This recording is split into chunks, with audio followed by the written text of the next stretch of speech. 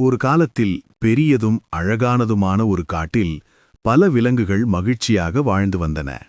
அந்த காட்டில் பெரியவைகளும் சிறியவைகளும் பலமானவைகளும் பலவீனமானவைகளும் எல்லாம் இருந்தன. உயரமான மரங்கள் வானத்தை தொட்டன, தென்றல் காற்று மெதுவாக வீசியது, பறவைகள் இனிமையாக பாடின. அந்த காட்டின் அரசன் முதலை ராஜா. அவன் மிகவும் வலிமையானவன்.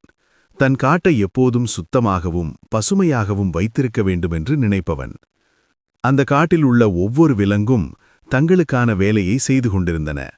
பறவைகள் கீழே விழுந்த பழங்களை தின்றன, மான்கள் விதைகளை பரப்பின, முயல்கள் மண்ணை உழைத்து சீராக்கின, சிறிய எறும்புகளும் பூச்சிகளும் குப்பைகளை சுத்தம் செய்தன.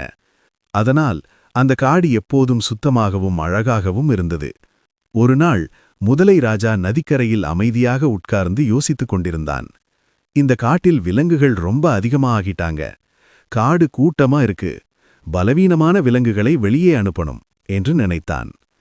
அவன் எல்லா விலங்குகளையும் கூப்பிட்டு, இந்த காட்டில் இனிமேல் சிறியதும் பலவீனமான விலங்குகளும் இருக்கக்கூடாது, அவர்கள் வெளியே போக வேண்டும் என்று கட்டளை போட்டான். அதை கேட்டதும் சிறிய விலங்குகளெல்லாம் மிகவும் சோகமடைந்தன. ஒரு சிறிய முயல் நடுங்கியபடி, அரசே, நாங்கவும் இந்த காட்டுக்கு உதவி பண்றோம் என்று கேட்டது. ஆனா முதலை ராஜா அதை கேட்கவில்லை. அவன் சொன்னதை செய்தான். அதனால் அந்த சிறிய விலங்குகளெல்லாம் சோகத்துடன் காட்டை விட்டு வெளியேறின. முதல் சில நாட்கள் எல்லாம் சரியாக இருந்தது போல தோன்றியது. ஆனா கொஞ்ச நாட்களுக்கு பிறகு காடு மாற ஆரம்பிச்சது. கீழே விழுந்த பழங்களெல்லாம் அப்படியே குவிந்து கிடந்தன. குப்பைகள் எங்கும் சேர ஆரம்பித்தது. காற்றில் துர்நாற்றம் வீச ஆரம்பித்தது. மான்கள், இங்க நடக்கவே முடியல என்று சொன்னன. குரங்குகள், காடு இப்போ அழகா இல்ல என்று கவலைப்பட்டன. நதியும் சுத்தமில்லாமல் மாற ஆரம்பித்தது. இதையெல்லாம் பார்த்த முதலை ராஜா மிகவும் கவலையடைந்தான். அவன் யோசிக்க ஆரம்பித்தான். இந்த பழங்களை சாப்பிட்டு சுத்தம் பண்ணியது பறவைகள்தான், குப்பைகளை அகற்றியது அந்த சிறிய பூச்சிகள்தான் என்று அவனுக்கு நினைவுக்கு வந்தது. அவன் திடீரென்று, ஐயோ, நான் பெரிய தவறு பண்ணிட்டேன், அந்த சிறிய விலங்குகள்தான் காட்டை சுத்தமாக வைத்திருந்தாங்க என்று உணர்ந்தான். உடனே அவன் எல்லா இடங்களுக்கும் செய்தி அனுப்பினான். தயவு செய்து திரும்பி வாருங்கள், காட்டுக்கு நீங்கள் தேவை என்று கேட்டுக்கொண்டான். சில நாட்களுக்கு பிறகு அந்த சிறிய விலங்குகள் மீண்டும் திரும்பி வந்தன. முதலை ராஜா தலையை குனிந்து, மன்னிக்கவும், நான் தவறு செய்தேன், நீங்கள் எல்லோரும் மிகவும் முக்கியமானவர்கள் என்று சொன்னான்.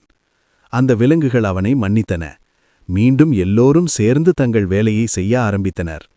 பறவைகள் கீழே விழுந்த பழங்களை சுத்தம் செய்தன, எறும்புகள் குப்பைகளை அகற்றின, முயல்கள் மண்ணை சீராக்கின. சில நாட்களிலேயே காடு மீண்டும் சுத்தமாகவும் பசுமையாகவும் அழகாகவும் மாறிவிட்டது. எல்லா விலங்குகளும் மகிழ்ச்சியாக வாழ ஆரம்பித்தன. இந்த கதையின் நெறி என்னவென்றால், ஒவ்வொருவருக்கும் ஒரு முக்கிய பங்கு இருக்கிறது. யாரையும் சிறியவர் என்று நினைக்கக்கூடாது. எல்லோரும் சேர்ந்தால்தான் உலகம் அழகாக இருக்கும். If you want more video like this, like and subscribe.